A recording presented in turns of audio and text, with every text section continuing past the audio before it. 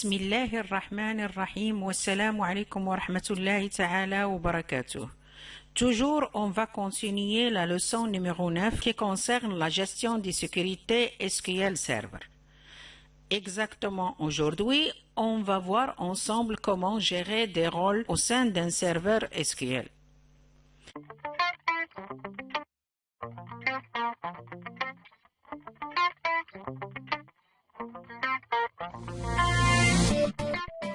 Dans cette partie, on va voir comment le serveur SQL gère les rôles de base de données. En commençant d'abord par les rôles de base de données fixes. Ensuite, 9 rôles de base de données fixes, autre que le rôle par défaut qui est le rôle public. Le premier rôle, c'est DB Backup Operator. Ce rôle permet l'utilisation des backups. Le deuxième rôle, c'est DB Data Reader. Elle permet d'utiliser l'instruction Select. Le troisième rôle, c'est DB Data Writer. Elle permet les instructions Insert, Update et Delete. Le quatrième rôle, c'est DB Dini Data Reader. Il interdit l'instruction Select. Le cinquième rôle, DB Dini Data Writer, interdit l'écriture sur les bases de données. Le sixième rôle, c'est DDL Admin.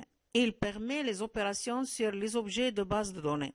Septième rôle, c'est DB Access Admin. Permet d'ajouter et supprimer des utilisateurs de base de données. Huitième rôle, c'est DB Owner. Représente l'équivalent à propriétaire de base de données. Neuvième rôle, c'est DB Sécurité Admin. Permet de gérer les éléments de sécurité sur la base de données. Et le rôle par défaut, qui est le rôle public.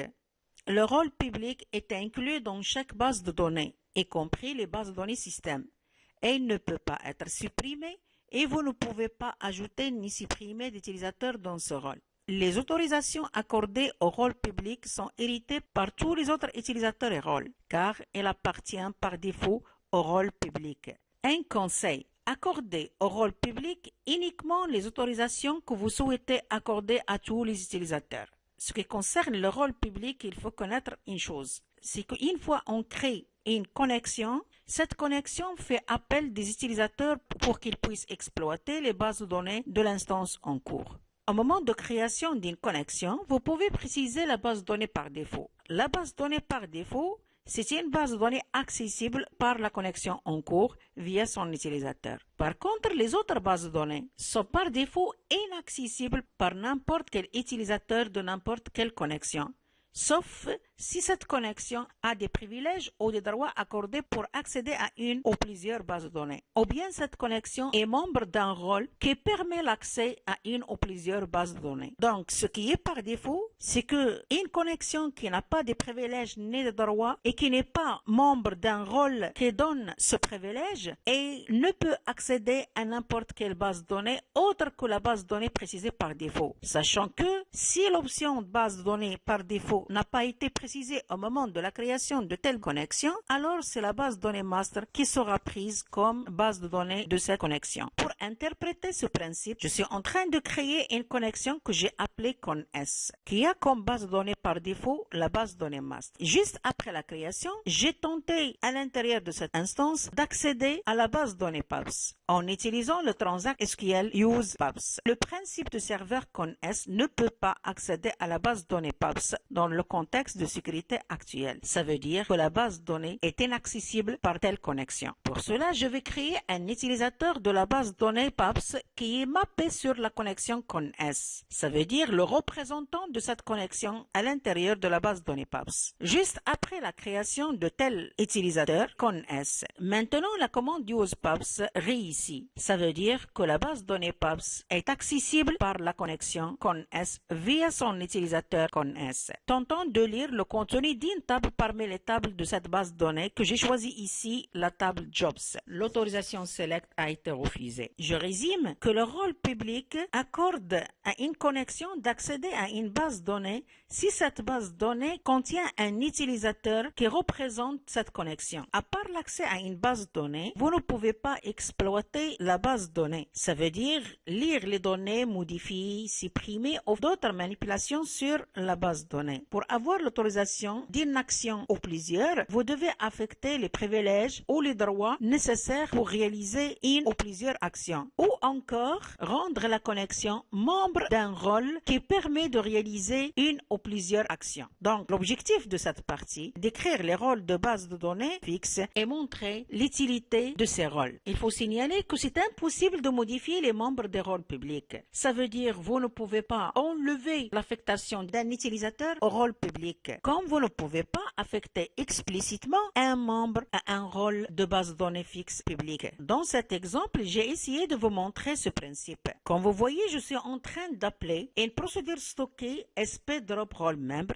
qui permet de supprimer le rôle de base de données fixe publique à l'utilisateur correspondant qui est ici CONS, sachant que la base de données en cours, c'est la base de données master. La deuxième procédure stockée permet d'affecter le membre CONS qui est ici un utilisateur au rôle de base de données fixe qui est ici public. Ajouter ou supprimer, ça veut dire gérer l'appartenance au rôle public explicitement n'est pas autorisé. Ce qui concerne le rôle DB Data Reader, je vous rappelle que ce rôle permet d'utiliser la clause select en utilisant la procédure stockée SP_ADD_ROLE_MEMBER qui permet d'affecter le rôle fixe de base de données PABS DB Data Reader à l'utilisateur CONS. Une fois l'utilisateur de la base de données PABS est membre des rôles de base de données fixe Data Reader, l'exécution de la clause select est réussie. Comme vous voyez dans cet exemple, je suis en train d'afficher les deux premières lignes de la table Jobs de la base de données PABS. Juste après, j'ai enlevé l'appartenance de l'utilisateur CONS au rôle fixe de base de données PABS DB Data Reader. En supprimant ce lien, l'exécution de la clause select n'est plus autorisée. Ce qui concerne le rôle fixe base de données DB Dini Data Reader, l'exécution de la clause select ne sera pas autorisée. Je vous rappelle que DB Data Reader permet l'utilisation de select et DB Dini Data Reader interdit l'utilisation de select. Alors, si l'utilisateur est membre des rôles DB Dini Data Reader, automatiquement la clause select ne sera pas autorisée. Le rôle fixe de base de données DB Data Writer permet d'ajouter, modifier et supprimer dans la base de données. Faisons une petite démonstration. Affectant l'utilisateur CONS au rôle fixe de base de données PABS DB Data Writer, puis tentant d'insérer, modifier et supprimer dans les tables de cette base de données. Pour interpréter ce principe, j'ai écrit le code suivant. Alors, dans la première ligne, je suis en train de rendre la base de données PABS et celle qui est en cours. Dans la ligne 2, je suis en train d'insérer une ligne de la table Jobs. Dans la ligne 3, je suis en train de modifier dans la table Jobs une ou plusieurs lignes. Dans la ligne 4, je suis en train de supprimer une ou plusieurs lignes de la table Jobs. Dans la partie des messages résultants, vous remarquez que l'insertion a été effectuée. Par contre, la modification et la suppression demandent une autorisation de la clause select. La question qu'il faut se poser, c'est que j'ai pas écrit la clause select. Alors pourquoi l'autorisation à la clause select? Là, je signale une remarque qui est très importante. Il faut remarquer que updates, delete, ce sont deux clauses qui permettent de mettre à jour une ou plusieurs lignes existantes. Ça veut dire quoi? Ça veut dire que le serveur, avant d'exécuter une clause de modification ou bien de suppression, il doit d'abord chercher la ligne ou les lignes correspondantes. Et une fois il va localiser les lignes, le serveur passe à la deuxième étape qui est la mise à jour. Si c'était une clause de modification, il va tenter de modifier. Si c'était une clause de suppression, il va tenter de supprimer. Alors, pour utiliser la clause update et la clause delete, vous devez avoir une autorisation de la clause select. Dans cet exemple, je donnais à l'utilisateur CONS l'autorisation d'utiliser la clause select. Et ceci en le faisant membre des rôles fixes de base de données en cours DB Data Reader. Refaisons l'exécution de code précédent avec quelle clause select ajoutée. On remarque que l'exécution des trois clauses insert, update, delete ont réussi. L'exemple suivant vous montre cette situation. Comme vous voyez, je suis en train d'enlever l'appartenance de l'utilisateur CONS au rôle fixe base de données PABS DB Data Writer. Ce qui concerne le rôle DB Dini Data Writer, ce rôle est prioritaire par rapport au rôle DB Data Writer. Même si l'utilisateur est affecté aux deux rôles, DB Dini Data Writer sera prioritaire. Ce qu'on a déjà dit pour le rôle fixe DB DataReader et DB Dini DataReader reste le même avec le rôle fixe base donnée DB DataWriter et DB Dini DataWriter. La seule différence, c'est que Reader sert pour la lecture et Writer sert pour l'écriture. Ce qui concerne le rôle fixe de base de données DB Access Admin. Pour interpréter les permissions accordées à ce rôle, je vais utiliser dans cet exemple la gestion des utilisateurs. Comme vous voyez, avant de commencer à gérer les utilisateurs dans une instance, je vais affecter l'utilisateur de la connexion ConS qui est appelé aussi ConS à ce rôle. On va tenter dans cette instance de créer un utilisateur, puis de supprimer un utilisateur. Juste après la création de l'utilisateur, une ligne affectée, ça veut dire l'utilisateur a été bien créé. Et juste après la suppression de tel utilisateur, on voit qu'il y a 0 ligne affectée. Ça veut dire l'utilisateur est bien supprimé. Autre que la gestion des utilisateurs, on va tenter de créer des schémas aussi.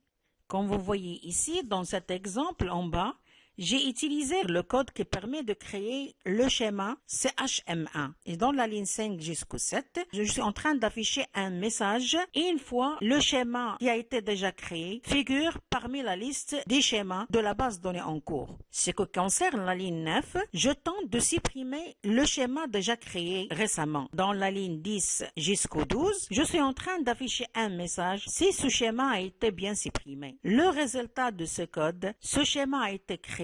Ce schéma a été supprimé. Ça veut dire que la gestion des schémas est autorisée pour l'utilisateur PABS qui est maintenant membre des rôles fixes base données DB Access Admin. Si l'utilisateur ConS n'est plus membre des rôles fixes de base données PABS DB Access Admin, l'exécution de code précédent ne sera pas réussie. Par suite, la gestion des utilisateurs et des schémas n'est pas autorisé. Ce qui concerne le rôle de base données DB Backup Operator. L'affectation d'un utilisateur à ce rôle permet de créer des copies de sauvegarde sur les disques. C'est ce qu'on appelle les unités de sauvegarde. Et ceci en utilisant le Transact SQL Backup Database. Vérifions après l'exécution de cette clause, cette copie de sauvegarde. Pour cela, on va faire des modifications sur la base de données en cours, qui est la base de données PABS. Par exemple, ajouter une ligne dans la table Job. Puis, on va supprimer la base de données PABS afin de restaurer telle base de données en utilisant la copie de sauvegarde déjà créée. Via le Transact SQL Restore Database, c'est impossible parce que le rôle fixe de base de données DB Backup Operator a l'autorisation seulement de créer des copies de sauvegarde, mais il n'a pas l'autorisation de restaurer des bases de données. Pour cela,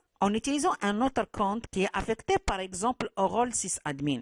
Je vous rappelle, le rôle sysadmin permet d'exécuter n'importe quelle action sur le serveur. On va restaurer la base de données PABS en utilisant la copie de sauvegarde précédente. Je vous rassure que la base de données a été restaurée sans la nouvelle ligne qu'on a ajoutée dans la table Job après l'exécution de la clause Backup Database. D'autre part, si l'utilisateur ConS n'est plus membre des rôles fixes de base de données DB Backup Operator, l'exécution de Transact SQL Backup Database n'est plus autorisée. Ce qui concerne le rôle de base de données fixe DB Sécurité Admin, il faut connaître que les membres de ce rôle peuvent modifier l'appartenance au rôle et gérer les autorisations. Autrement dit, ce rôle permet à ses membres de gérer les éléments de sécurité sur la base de données.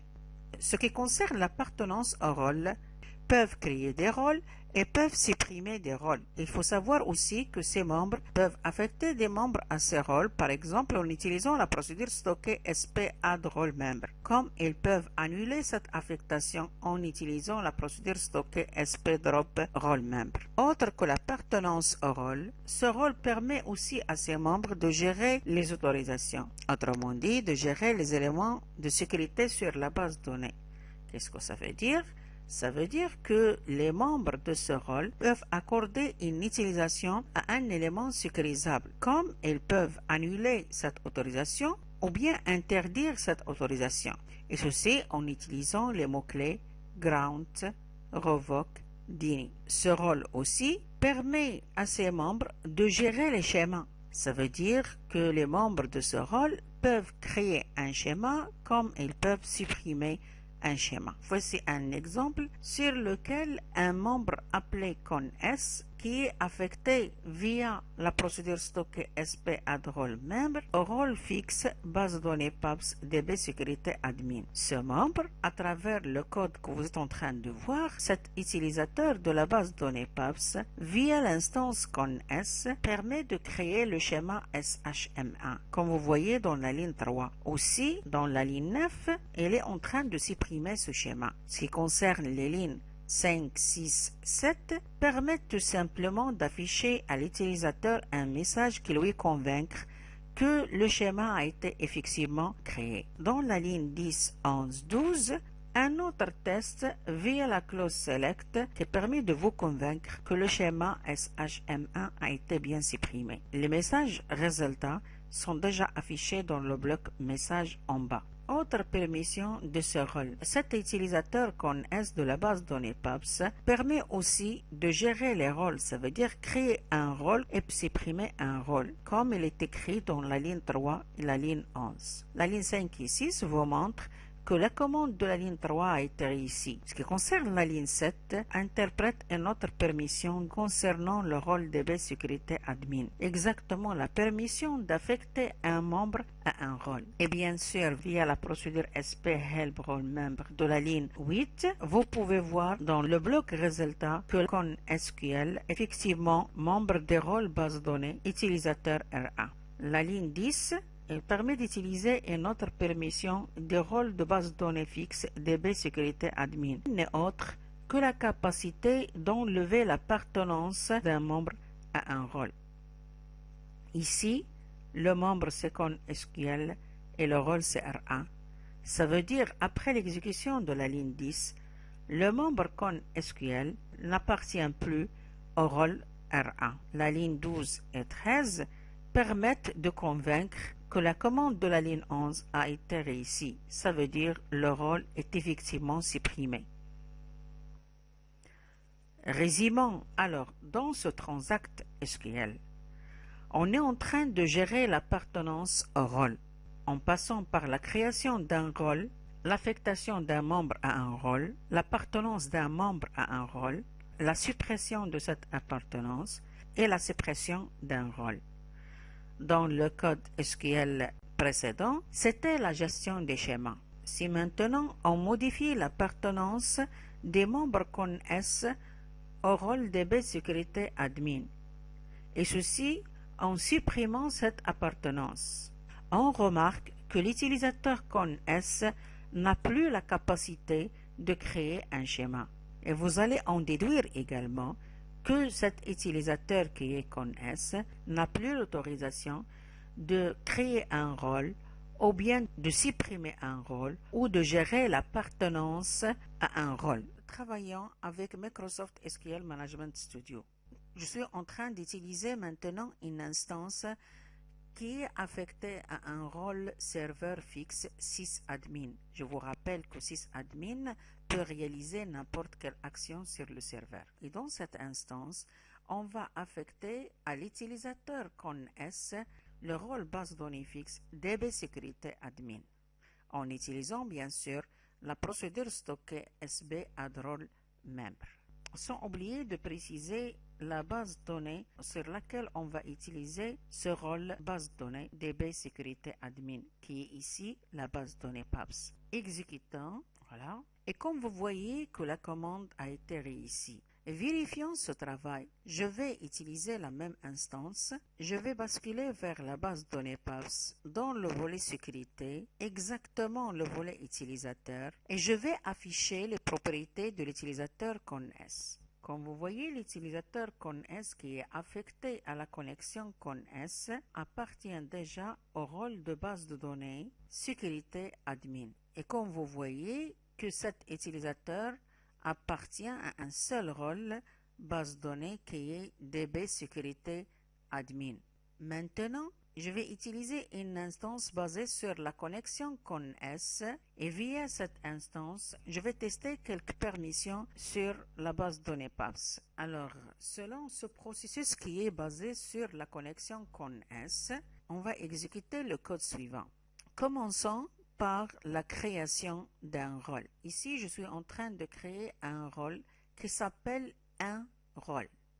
exécuter. Je vous rappelle que la base de données sur laquelle on va créer le rôle, c'est la base de données PABS. Voilà, la commande a été réussie. Maintenant, je vais affecter un utilisateur qui s'appelle CNX à ce rôle, puis plus tard en supprimant un membre à ce rôle. Voilà, exécutons d'abord l'appartenance et comme vous voyez, la commande a été réussie. Allons voir sur l'explorateur d'objets. Dans le volet utilisateur de la base de données PABS, on trouve un utilisateur CNX. Ici, le volet qui contient les rôles de la base de données PABS. Et une fois la case a été cochée, ça veut dire que cet utilisateur appartient à ce rôle. Sinon, ça veut dire que l'utilisateur n'appartient pas à ce rôle. Alors pour cela, on va chercher les cases cochées. La seule case qui est cochée dans cette liste des rôles de base de données PABS, c'est le rôle un rôle qu'on vient de créer. Maintenant, essayons de voir cette appartenance en utilisant Transact SQL via la procédure SP-Help Role Member. Pour ne pas afficher plusieurs rôles, je vais préciser le nom des rôles. Voilà, copie. Voilà. Exécutons alors cette procédure. On trouve, comme vous voyez ici, le nom des membres, c'est CNX. Ça veut dire que CNX est membre des rôles un rôle. Je vous rappelle que le rôle fixe base de données DB sécurité admin permet la gestion des éléments de sécurité sur cette base de données. C'est quoi gérer les éléments de sécurité? Ça veut dire que les membres qui appartiennent au rôle fixe base de données DB sécurité admin peuvent accorder des autorisations aux éléments sécurisables, comme ils peuvent soit annuler cette autorisation, soit interdire cette autorisation. Et ceci en utilisant les trois clauses grant, revoke, deny. Grant permet d'accorder l'autorisation, revoke annuler l'autorisation, deny interdire l'autorisation. Et pour interpréter la permission de gérer les éléments sécurisables sur une base de données, là on est en train d'utiliser deux permissions, la permission select et la permission update. L'élément sécurisable ici, c'est jobs. Les autorisations select et update concernant l'élément sécurisable jobs seront accordées au rôle nommé un rôle. Dans la ligne numéro 6, je suis en train d'accorder l'autorisation execute au même rôle. La ligne 8, elle permet d'enlever l'autorisation update de l'élément sécurisable jobs au rôle un rôle. La ligne 9, elle permet d'interdire l'autorisation select de l'élément sécurisable jobs au rôle un rôle. Maintenant, je vais exécuter la ligne 5 et 6. Vérifions ce travail. On va voir les propriétés des rôles un rôle. Dans le volet éléments sécurisables, on trouve que l'élément sécurisable qui existe ici dans cette liste, c'est l'élément jobs de type table. Dans le propriétaire, c'est DBO. Ce qui concerne les autorisations accordées ou bien interdites à ce rôle sont celles dont ligne de trois cases est cochée. Je parle ici d'octroyer avec autorisation refusée. Je signale tout simplement que si on utilise la clause grant, Transact SQL, seule la case de la colonne octroyée qui sera cochée. Si on utilise la clause revoke, aucune des cases des trois colonnes ne sera cochée. Si on utilise la clause deny, alors c'est la colonne refusée qui sera cochée. Ici, comme vous voyez, il y a la colonne octroyée qui est touchée par les autorisations. Exactement la ligne mise à jour et la ligne sélectionnée qui interprète exactement select et update. Exécutons maintenant la ligne 8 qui permet d'annuler l'autorisation update. Exécuter, voilà. Revenons vers les propriétés de ce rôle et on va vérifier la ligne mise à jour. Comme vous voyez, la seule case qui est cochée, c'est la case sélectionnée. Maintenant, on va exécuter la ligne 9 et revenons voir les propriétés de ce rôle. Exactement les éléments sécurisables. Et comme vous voyez ce qui concerne la table Jobs, La seule case qui est cochée est celle de la ligne Select, exactement la colonne refusée. Dans le cours des permissions, on va bien éclaircir ces trois clauses. Mais maintenant, je vous rappelle qu'on est en train tout simplement de montrer quelques permissions accordées aux membres des rôles fixes base de données DB Sécurité Admin.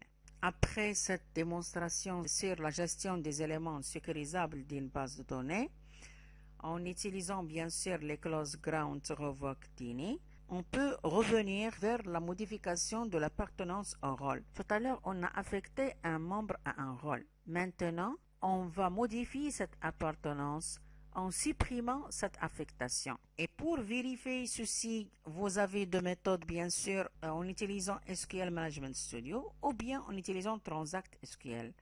Je vais utiliser Transact SQL de la ligne 3. Ce qui concerne le rôle de base données fixe DB-TTL admin. Les membres de ce rôle peuvent exécuter n'importe quelle commande TTL dans une base de données. Je vous rappelle que TTL, c'est une abréviation concernant le langage de définition des données. Tout simplement, il faut signaler ici que ce n'est pas la totalité des commandes TTL qui sont exécutées, mais quand même il y a des restrictions concernant ce rôle DB-TTL admin. Par exemple, il y a quelques clauses TTL qui ne sont pas accordées à ce rôle, comme les clauses qui permettent de gérer les permissions des éléments sécurisables Ground, Revoke, Deny. En effet, vous pouvez visualiser en utilisant le Transact SQL la liste des permissions accordées à un rôle de base de données fixe. En utilisant la procédure stockée SPDB Fixed Role Permission. Voilà un exemple pratique. Je suis en train de visualiser en utilisant l'analyseur de requêtes la liste des permissions accordées au rôle de base de données fixe DB-TTL admin. Comme vous voyez, il y a plusieurs permissions qui sont accordées à ce rôle. En réalité, ce rôle peut exécuter plusieurs actions sur une base de données, que ce soit dans le volet configuration de la base de données, que ce soit dans le volet manipulation de la base de données. Mais reste ce rôle, ce n'est pas le rôle propriétaire de la base de données. Ça veut dire que ce n'est pas l'administrateur qui permet d'exécuter n'importe quelle action sur la base de données. En effet, vous pouvez voir dans la ligne par exemple numéro 1, la permission de cette ligne signale que le rôle DB-TTL admin permet d'exécuter toutes les instructions du langage TTL, à l'exception des trois clauses Ground, Revoke, Deny. Pour exploiter les autorisations accordées à ce rôle, vous devez affecter à ce rôle un membre. Pour cela, dans ce code, je suis en train d'affecter l'utilisateur CONS au membre DB-TTL admin via la procédure stockée SP add role member. Une fois l'appartenance de cet utilisateur à ce membre a été effectuée, vous pouvez voir que cet utilisateur a hérité toutes les autorisations et les permissions accordées au rôle DB-TTL admin. Par exemple, la clause create qui est une des clauses du langage DT. Cette clause, elle est appliquée ici sur plusieurs objets, l'objet table, l'objet vue et l'objet règle. Toutefois, ce rôle n'a pas le contrôle total sur une base de données. Pour démontrer ceci, comme vous voyez, la clause ground n'est pas autorisée aux membres de ce rôle. En effet, le message issu de l'exécution de cette clause a supposé deux causes qui peuvent provoquer l'échec de l'instruction ground.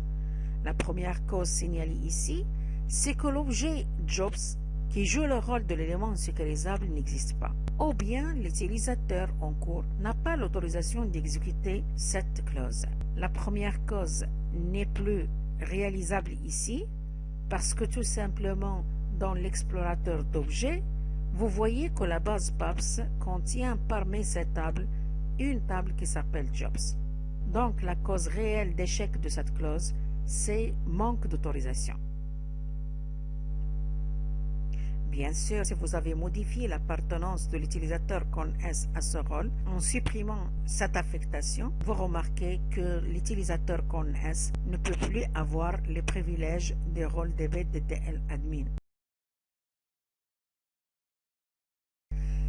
Ce qui concerne le rôle de base de données DB Owner, c'est un administrateur complet de la base de données. Ça veut dire que les membres de ce rôle peuvent réaliser toutes les activités de configuration et de maintenance sur la base de données. Vous pouvez dire que les membres de ce rôle ont les mêmes permissions accordées aux propriétaires de la base de données. Après ce balayage de tous les rôles de la base de données fixe, voici un tableau qui résume les autorisations accordées à chaque rôle de base de données fixe. Après les rôles de base de données fixe, je vous signale qu'il y a deux types de rôles de base de données. Les rôles de base de données déjà vus et les rôles de base de données utilisateurs. Le premier type, ce sont des rôles accordés par le serveur SQL à n'importe quelle instance. Le deuxième type, c'est un type personnalisé par l'utilisateur. Ça veut dire que l'utilisateur a le droit aussi de créer un rôle de base de données, a le droit de modifier ce rôle et a le droit aussi de supprimer ce rôle. Les trois clauses qui permettent de gérer les rôles de base de données utilisateurs sont create role, alter role, drop role. Ce qui concerne create role, c'est une clause qui permet de créer un rôle de base de données dans la base de données active. A une option facultative qui s'appelle autorisation. Cette option, une fois elle est spécifiée, précise l'utilisateur ou le rôle de base de données que doit posséder le nouveau rôle. Dans le cas où cette option n'est pas spécifiée, le rôle appartient à l'utilisateur qui exécute create role. Généralement par défaut, c'est le schéma DBO. Voici 4 exemples qui interprètent l'utilisation de cette instruction. Dans le premier exemple, je suis en train de créer un rôle nommé R01. Et bien sûr, l'option autorisation n'est pas définie. Ça veut dire que le propriétaire de ce rôle sera l'utilisateur par défaut. Sachant que généralement, l'utilisateur par défaut, c'est l'utilisateur DBO. Dans la partie gauche, il y a des données qui nous permettent de connaître le propriétaire des rôles R01. Comme vous voyez, le rôle R01 se trouve dans la ligne numéro 4. Dans la ligne numéro 4, la valeur de la troisième colonne représente le ID principal des propriétaires de ce rôle. Comme vous voyez, le ID principal des propriétaires des rôles R01 est numéro 1. Et si on cherche dans la première colonne la valeur 1, on trouve que la valeur 1 réside dans la ligne numéro 2. Le nom de ce principal n'est autre que DBO. Ça veut dire que le propriétaire des rôles R01 n'est autre que le DBO. Dans l'exemple numéro 2, je suis en train de créer un rôle qui sera appelé R02 et dont l'autorisation sera accordée à l'utilisateur CONS. Une fois on va exécuter ce code, le rôle sera créé. Et comme vous voyez dans la partie gauche, le rôle R02 se trouve dans la ligne numéro 5. Son propriétaire a comme ID principal numéro 5. Et le ID principal 5 concerne l'utilisateur CONS. Dans l'exemple numéro 3, j'ai écrit un code qui permet de créer un rôle nommé R03, dont l'autorisation sera accordée au DBO. On a déjà vu dans l'exemple numéro 1, au moment de la vérification du propriétaire de ce rôle, que DBO a comme ID principal égal à 1. D'ailleurs, il se trouve dans la ligne numéro 2. Si je cherche le rôle R03, je trouve que ce rôle se trouve dans la ligne numéro 6. Son propriétaire a comme ID principal la valeur 1. L'exemple numéro 4, c'est un exemple qui vous permet de créer un rôle nommé gérant et dont l'autorisation est accordée, ce n'est pas à un utilisateur, mais plutôt à un rôle. Ce rôle n'est autre que l'un des rôles de base de données fixe appelé DB Sécurité Admin. Toujours dans la partie gauche, on remarque que DB Sécurité Admin a comme ID principal 16386, comme vous voyez dans la ligne numéro 10. Alors, le rôle gérant se trouve dans la ligne numéro 13. Le ID principal de son propriétaire est exactement 16386. Je signale tout simplement que la requête select a été exécutée après l'exécution des 4 exemples. Après create role, on trouve alter role. Cette clause a 2 fonctions. La première fonction permet d'affecter un rôle à un membre, ou bien modifier cette appartenance en supprimant ce lien. Tout cela sera réalisé en utilisant 2 options de la clause alter role. C'est les options add member et drop member. Ce qui concerne la deuxième fonction de ce rôle, elle permet de renommer le rôle en utilisant l'option WithName. Prenons un exemple de chaque fonction. Dans l'exemple numéro 1, on est en train de renommer un rôle qui s'appelle R01 par rôle-01. Et dans le deuxième exemple, dans la première ligne, on est en train d'affecter l'utilisateur user200 au rôle nommé rôle01. Et dans la deuxième ligne, on est en train de modifier cette appartenance en supprimant ce lien. Ce qui concerne la dernière clause qui permet de gérer les rôles de base de données utilisateur, c'est la clause drop role. Pour supprimer un rôle de base de données utilisateur, il suffit de suivre la clause drop role par le nom de ce rôle.